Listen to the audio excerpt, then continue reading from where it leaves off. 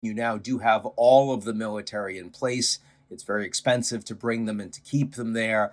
It's taken a month from the initial ordering of having that capability for military strikes to getting everything there, including a carrier group just off of Israel, both for a second vector of missile strikes, but also to more effectively help protect the Israelis, assuming Iranian missile strikes against them.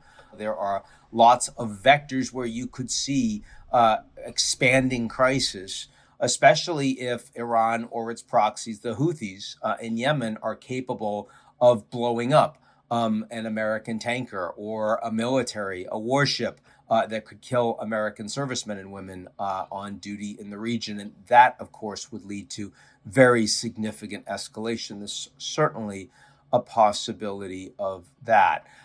Having said all of that, the United States is making this decision basically by itself. The Saudis, who initially had said that they strongly oppose such strikes, are now privately saying, well, it would look weak if you back down after all this military buildup in the region. So we're not really going to push back. And if you do strike, we'll be very supportive.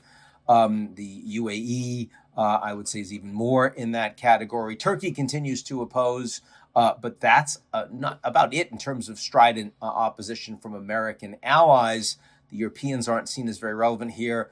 Russia and China have been involved in small-scale military drills with the Iranians back, I guess, February 19th.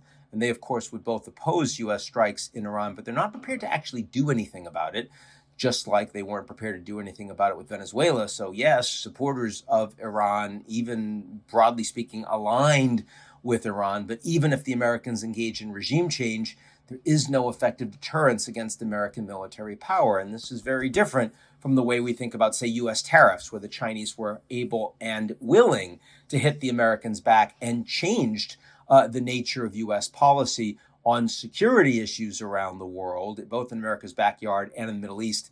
That's clearly not the case. And so we'll see how this plays out over the coming days and weeks. But at this point, I'd be hunkered down for expectations of military strike.